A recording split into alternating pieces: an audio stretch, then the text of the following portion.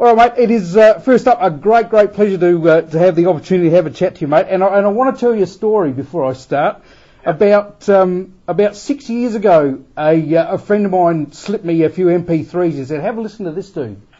And I took him back to him the next day after hearing one track, a cover of Tobacco Road.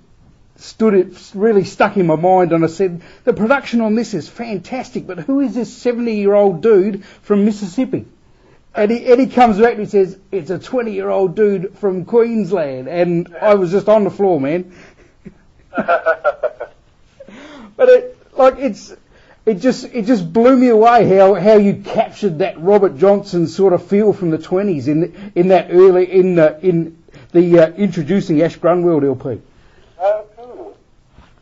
How did you get into that sort of stuff? Like, how does a guy your age sort of look back so far and be so influenced by music from nearly 100 years ago? I don't know. I was just on my own little tangent, really. And I listened to all blues, all the subgenres of it too, like, I don't know, Buddy Guy and BB and Hendrix and R.L. Burnside and different stuff as well as the Delta stuff. But it was really only when I got a national, actually, just a resonator guitar, for people listening, the silver guitars like on the front of the Dire Straits cover or whatever, that it all clicked for me. And I'd always been singing really bluesy and then playing acoustic guitars and playing electric with a band, and the music never quite fitted, and I don't know, it all clicked when I played a really old sounding guitar, and I think that's where I started singing older even. Okay. The guitar's one thing I wanted to ask you, mate, because you've not only bought. I spoke to Phil Manning a little while ago, and I said to him that him and Matt Taylor really brought blues to my generation. That he inspired us to go back, and my generation to go back and look at guys like Robert Johnson and Howlin' Wolf and all that. And you've really done it for another generation of Australians, and also introduced, like you say, the resonator to an audience that would never have seen it, or certainly not seen it played live in front of them. Oh, that's a pretty cool thought. But it's true, man. It is. But it's true. You've brought it to a whole new generation. Well, that's good. That's good if that happens. I mean, I love that idea, and if that comes up, then I'm stoked. But first and foremost, I'm just sort of doing my music, whatever that is, and it's a reflection of my influences, so you can't help but do it a little bit, so that's good. And I wanted to briefly just touch back on a few years ago when you were doing the Blues and Roots show on the Jays. That must have been a lot of fun to do that. Yeah, it was. Honoured to do that. One of the things that I really, I guess as an Australian music fan, are proud of is how vibrant our blues scene is, and how fresh and how great some of it is, and just I don't know if it's the Americans are sort of trapped in a blues tradition that we don't have that sort of noose around our neck, that our musicians have taken influence of so much other stuff, and it just and you're right up there with all of them. It just sounds so fresh and so. And that that's really come through in a show that you sort of pioneered a lot of that with the radio show too, mate. Yeah, I've really realised a lot about that. I've done a lot of playing overseas and whatnot, and a lot of thinking, especially with the guy who we were talking about this the other day. The guy who plays who makes the woodskin drums that I play. They're like a wooden box that I sit on, and it's got two pedals, and one for kick, one for snare, and it's a really innovative idea. So we were talking about innovation, and just it seems that it happens a lot in Australia. There's something about what we do or the way that we live our lives that leads to that, and I think it's maybe a lack of any one tradition. We sort of pick and choose, and we don't have preconceptions about how it has to be. Because like I say, when I was growing up, there was no one else that I really knew into blues that much. So, you just sort of make it up as you go. And I I think that happens in sports and in inventing and all areas of life for Australians as compared to maybe somewhere like America or whatever. Yeah, I agree. And you have really reinvented the stomp box. It was a lost art, really. And it's so cool to have it back. I physically haven't been playing stomp boxes for the last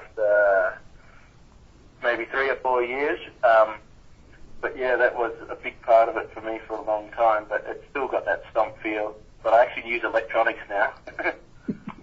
And I just like following your career, mate. I've also been really interested to watch how you sort of discovered Tom Waits and that influenced your music as well. Yeah, I love Tom Waits, and the junk percussion thing's been a big part of my recordings since I Don't Believe. So that was my second album. So there's been a bit of junk on the last 3, I think, and now I've got Benny who does junk percussion live. Plays the car door with the hammer. Fantastic. and Give Signs was for me really a change for you. Although it still kept that really gritty, dirty sound that I loved of yours, but I guess it brought the production a step up and was quite a slick album. Yeah, it was a lot more so than the ones before. And then the latest one that I've done, Fish Out of Water, was definitely another step from that. And that was the first time that I got into professional recording studios and used a separate mix engineer and used a producer and this and that. So I really think that those things do help a lot. It's good to be stripped back, but you can't keep making that album over and over again, a stripped back album. So it's good to mix it up, and I really enjoy the studio multi-tracking and stuff like that. Well, for me, mate, that's been listening to your stuff, for probably 7 or so years since I first heard that first MP3. It's been really good to watch that evolve, and as you say, Fish Out of Water has built on what you did with the Give Signs album, and it really has got even more of a slick feel to it. And the title tune, mate, is a ripper. I love it. Oh, cool, thanks. And it's got, we're talking about stomps before, but it's got such a great old stomp feel to it. That's cool. And it reminds me of even an old 20s sort of gospel work song sort of feel, you know what I mean? Yeah, I think that's a bit the inspiration, maybe subconsciously, but the chorus makes me think a bit like that, yeah. And you've recently this year been to the UK and Canada. Any highlights of that stick in your mind? Well, for Canada, it's not the gigs, it's just the physical beauty of the place in summer. It's incredible. You'll be walking in 30 degrees, hiking up something, and you're looking up at this glacier, this ice looming over you, it's crazy. And we don't have anything like that here, so that blew my mind. But the gigs were good, there's a good appreciation for blues over there. And England, I did a lot of festivals, so that was really cool. And it was good to get back to Belgium. And, you're just so close to Europe there. So when next time I go to England, I want to start hitting France and Belgium and Holland and a few other places like that again. So is it building for you more in Europe than it is in the States? How does it feel different? I don't really play very much in the States. I have done the odd thing, but really it's just such a big place. It's sort of, I don't know, it just hasn't really happened for me because you can't really do everything.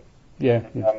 I'm sort of doing almost too much now to be able to have any time off and actually record more albums and tour as much in Australia as I want to. Yeah. So I'm just weighing that up at the moment actually and thinking, do I lock something off or how do I get this happening? Because I want to do things, I don't know, like be able to do, take a month to do a good album and stuff like that, which at the moment with my touring schedule I couldn't do. Like this whole year I haven't stopped touring. Yeah, I was speaking of touring. You're heading our way with a band that we haven't seen in Adelaide before. good. Should be good. People see you in a different sort of format. Yeah. I thought that, but the truth of the matter is, last time I played the Jab, I think I did have this format. We were doing different stuff, but I had Kanchana playing here, was just starting playing with me then.